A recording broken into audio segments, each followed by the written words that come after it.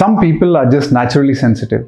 They feel more, notice more, and sometimes even suffer more.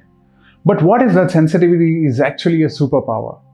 Today, we are going to explore how sensitivity, especially emotional sensitivity, is not a weakness, but a gateway to powerful intuition. This video is for the empaths and for those of us who want to awaken our empathic edge. Let's begin with two real stories. Sharon Salzberg is a world-renowned teacher of loving kindness meditation. But when she first traveled to India in the 1970s, she was just a young woman in pain. Her childhood had been marked by deep emotional wounds, abandonment, loss, and silence. She went to India not for knowledge, but because something inside her told her, "Go, you need this." While in Bodh Gaya, where the Buddha had meditated under the tree, Sharon met her first teacher, Deepa Ma. Deepa Ma didn't speak much English, she didn't give long lectures, but the moment Sharon sat in her presence, she felt seen. Deepa Ma would sit with her quietly for hours.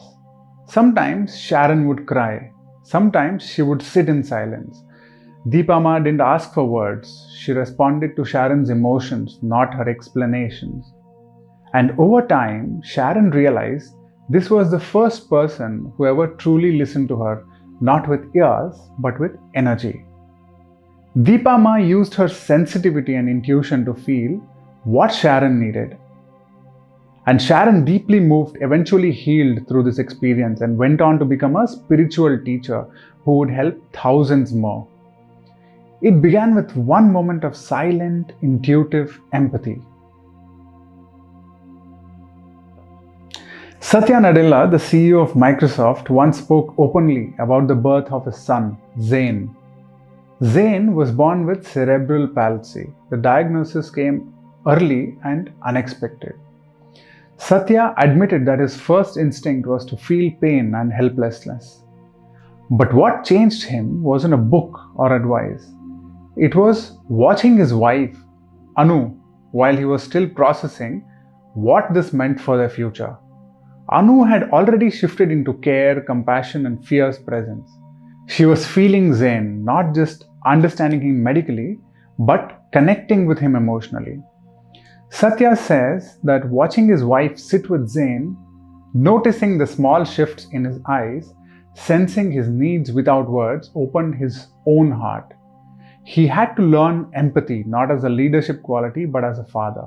And later, that same deepening of emotional sensitivity began to influence how he led people at Microsoft, with intuition, compassion, and clarity. Sensitivity, he learned, wasn't softness, it was strength. In both these stories, what happened? There was no big science, no logical conclusions. There was listening, quiet, sensitivity. And through that, a deep intuitive knowing arose. This is what empaths do. They can feel what others are going through without being told. This isn't magic. It's a deep attunement to non-verbal cues. Tone, body, language, energy, and silence. And here's the secret. Anyone can develop this ability, especially if you've ever been called too sensitive. That sensitivity is not a flaw, it's your doorway. The more open and quiet you become, the more you can feel the emotions of people around you. Not to take them on, but to understand them. True empaths are not emotionally overwhelmed people, they are emotionally aware people. Try this simple exercise today. Pick a close friend, family member, or even a coworker. Spend 2 to 3 minutes just being silently aware when you are near them. No phone, no talking, just feel. Then ask yourself, what is their emotional weather right now? Are they holding stress, sadness, calm? Where do you feel that in your body? Then gently ask them how they are doing. Compare notes. You might be surprised, this is how we begin to trust the empathic edge. Let's close with 5 words to hold on to. Sensitivity, it's your gift, not your flaw. Presence, be with others fully.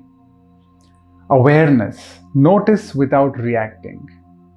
Compassion, respond with gentleness. Trust, your feeling knows. You're not too much, you're just tuned in. Stay open, your intuition is alive. See you in the next video.